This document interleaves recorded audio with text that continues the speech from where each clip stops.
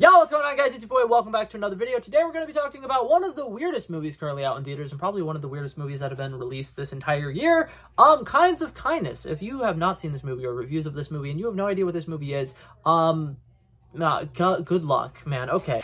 Modern Movie Review.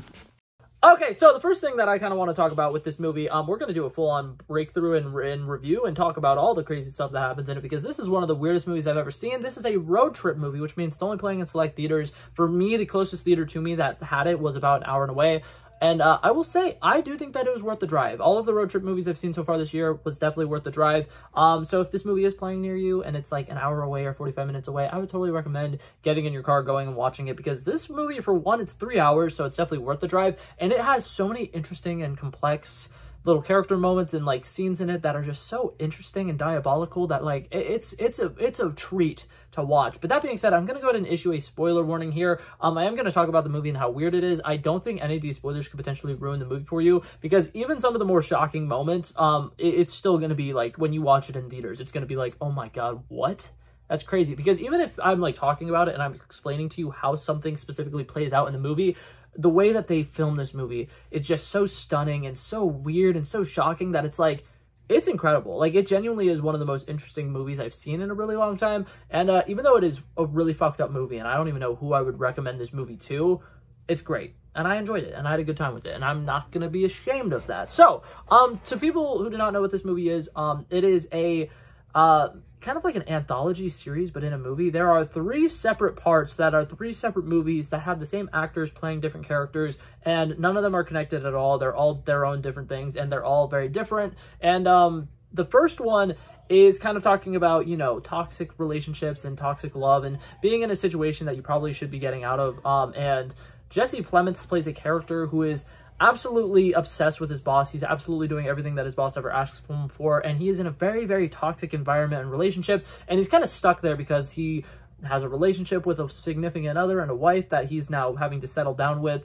He now is, you know, in a place where like he has a really nice car and he has a really nice job or whatever, but he can't really do much. Like he doesn't have a whole lot of freedom. He has his schedule written down for him every single day. He needs to do these exact things at these exact times, eat more food, and he just needs to basically submit and serve William Dafoe's character as much as possible. And it's a very interesting story. It's very deep. It gets very gut-wrenching in a lot of different moments, and eventually throughout the story, he finally has a moment where he kind of like cracks, and he tells William Dafoe's character, no, you treat me like crap, I'm leaving, I'm gonna go do my own separate thing. And then once he leaves and he ends up all alone, he kind of realizes that sometimes it feels better to be in this toxic environment where you feel safe and you feel comforted because that's what you're used to, than it is being alone. And I think that this movie is so interesting because it's so diabolical. Like, I think that that's one of the best ways to kind of refer to this movie. But in the first one, I think it's probably my favorite one. It's so interesting because it shines a light on, like, if you're stuck in a toxic environment, you might need to get out of there. And for a lot of people, when you get out of that toxic environment, you kind of have this little bit of a Stockholm syndrome. You have this situation where like you want to go back to it. You want to go back to something similar to it. And it's really hard to find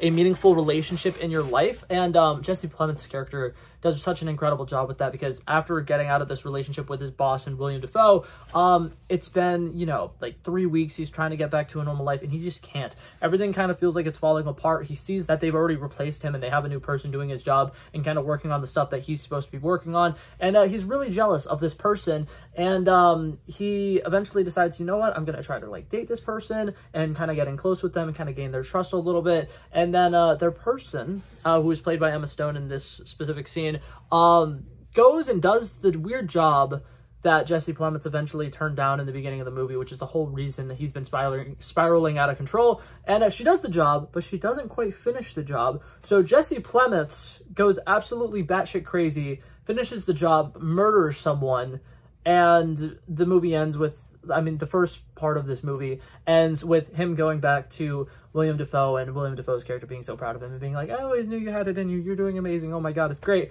And it just does such an interesting job showing that, like, when a toxic relationship is all you know, there's comfort in that toxicity, and it's really hard to get out of that. And I think that the way that they portrayed that is really deep. The fact that it's as incredibly like emotionally gripping as it is was really riveting to me. And I think that overall the soundtrack, the score, the visuals and everything were great. And just how brutal the murder sequences. I'm not going to get into details about how he did it, but they do not leave much up to the imagination. You see everything, you hear everything. The sound design for it is incredible, and it's gut-wrenching. It's crazy. But yeah, that one was weird.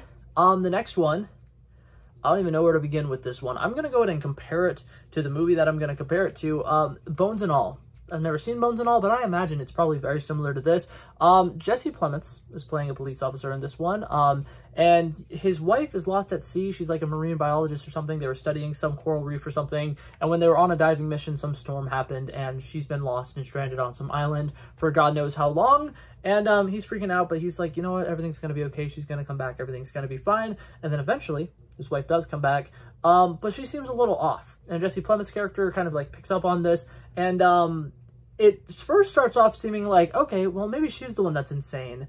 But then Jesse Plemons' character starts doing a lot of really insane things, and we see flashbacks of his wife, who, once again, his love interest is being played by Emma Stone.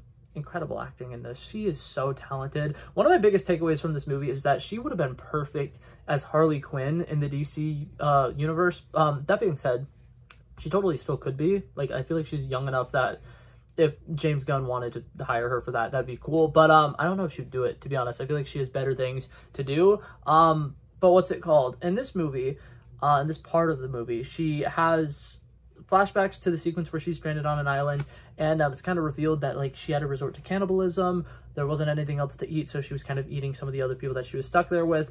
And that's part of the reason why she seems a little bit off. And then somehow through this, Jesse Plemons' character starts having kind of cannibalistic tendencies. He kind of has a weird situation with some person who he pulls over, and he shoots them, and then whenever they're bleeding out, he starts like trying to eat their hand. Really weird. I don't get exactly what's going on with that one. I will admit the second one is one of the weirdest parts of this movie. I don't think I liked it very much, and I will admit that there's a lot of it that just did not connect well with me, and it's just a lot of cannibalism. And he starts like asking, you know, Emma Stone's character, hey, I'm having a really hard time like eating stuff. Would you be able to feed me your finger? Or would you be able to feed me this? Or would you be able to feed me that? And it's just like starts with her slowly cutting off parts of herself to feed him to him. And it's disgusting. It's really weird. It's very hard to watch. But eventually what happens is Jesse Plemons' character is going absolutely insane. And he's imagining that the person who came home wasn't actually his wife, and that it's somebody who's pretending to be his wife. And if he gets the person who's pretending to be his wife to kill herself, his actual wife will appear. So the movie ends with Emma Stone, you know, and then another Emma Stone coming in and slow dancing with Jesse Plemons' character. Once again, really weird, really bizarre. I don't fully get that one. It just made me feel really sick. And then this last one, absolutely fantastic. Reminds me a lot of the movie Whiplash, and if you like the movie Whiplash, this is a great one to watch. But the final one, sorry for that awkward cut. My dog was making a really interesting noise, and I wanted to make sure that they were okay. So I'm back now. But basically, for this last one, like I said, it reminds me a lot of Whiplash. They're looking for some person who is supposed to be like the perfect person. They're going to be, you know, they're going to have these specific measurements. It's very religious heavy. It kind of feels like a cult.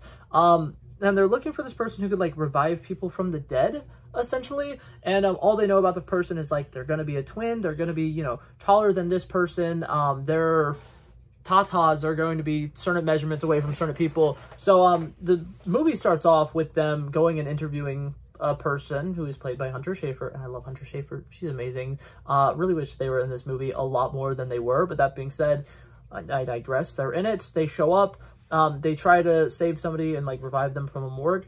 Doesn't really work out that well. And then eventually, once again, the two people we're following are Jesse Plemons and Emma Stone. I keep forgetting that like for each movie, I should probably address who the main characters are. But basically, they're going around on this little mission trip, trying to find this twin who potentially is going to save everybody, and it's going to be great. And what's it called? They are in this small little town. Emma Stone's character keeps kind of getting distracted by love, which is part of the reason why it reminds me of Whiplash, because at the beginning of Whiplash, he kind of has a relationship thing going on, and he kind of is like realizes that very, very quickly that he can't do his job and have this relationship. It's too much. It's going to get complicated. Everything's going to kind of fuck itself up. And in this movie, we kind of see what would happen if he actually stuck with that relationship and things kind of ended up getting messed up because he was focused on the relationship instead of the job at hand. Because Emma Stone's character has an ex-husband, has a child, and she keeps occasionally doing stuff for the child and, you know, has a couple of interactions with the ex-husband and stuff like that. And there's a lot of interesting stuff that happens with that. But the overall thing is she's looking for this perfect person, and they're starting to believe that they don't exist until Margaret Qualley's character shows up. And she's like, hey, the person you're looking for, 100%, it's my twin sister. It's my twin sister. You should go talk to my twin sister. And she basically sells out her twin sister. And a lot of really interesting things happen here. I'm not, like I said, I'm not trying to spoil it too much because even though, like, this is a very, what's it called, shocking movie, and like even if I say the specific details of what happens, you're going to be like able to watch it and still like feel all of the emotions and everything. But Margaret Qualley's character does an interesting thing, and then Emma Stone steals the twin sister, finds out, oh my god, she was absolutely right, this is the person we're looking for, and she fucks it up by getting into a car accident. And this is part of the reason I wanted to compare it to Whiplash again, because ever since seeing the movie Whiplash, I cannot watch scenes of characters being in cars without thinking, oh, they're about to get T-boned. Oh, they're about to get into a car accident. Oh, this person isn't paying attention to the road for 3 seconds. They're gonna die. And it's something that drives me insane because in a lot of movies, they'll have scenes where people are having conversations and they're driving and they will not pay attention to the road for a solid like 5 minutes because they're having a conversation with their passenger. And every single time I'm watching a movie now, I'm like, okay, where's the semi-truck? Where's the semi-truck? The semi-truck's gonna hit them now, right? No, it never happens. But in this movie, and in this part of the movie, that essentially happens. And it's just a great show of how you want so hard for everything to work out. You want to try your best to, you know, be accepted. And sometimes you go too far. And sometimes you stop to take a minute to really think out your actions. And you just go, go, go, go, go, go, go. And it's not good for you. It's very toxic. And sometimes you don't need people's approval. And it kind of feels like you do, but you don't. You really don't. And but that being said, it's a pretty interesting movie. Like I said, 3 separate parts. Each movie feels like a completely different movie. Like I said, it is the same characters though. I mean, the same actors though, which is pretty interesting. I really liked what they were able to do with it. And overall, I think it was pretty solid. William Dafoe, I'm not going to say anything more than that. William Dafoe, that's it. That's my whole thought. But yeah, overall, really enjoyed this movie. Hopefully, if you guys end up going and checking it out, you guys let me know your thoughts down below. But that being said, I'm going to give it a final rating of an 84 out of 100. This is such a great movie, but it's one of those weird ones where I'm like, I don't even know who I would recommend this to. Like, this is a weird movie, but I don't think I could talk to almost anybody about this movie because they're going to be like, what the fuck did you watch? And I think it was really funny. When I was telling one of my sisters that I was going to go watch this movie, they're like, what is it? I'm just like, it's a weird sex movie. And then I ended up going to see it, and I'm like, I wasn't that incorrect. I really wasn't. But yeah, overall, great movie. 10 out of 10 would recommend. If you're into weird stuff, I was into it. I thought it was great. But yeah, that was it for this video, guys. Thank you guys so much for coming by and checking it out. I love and appreciate you guys so much for watching. And if you liked it, feel free to like and subscribe, and I'll hopefully see you guys in the next one. Peace out. Bow, bow, bow.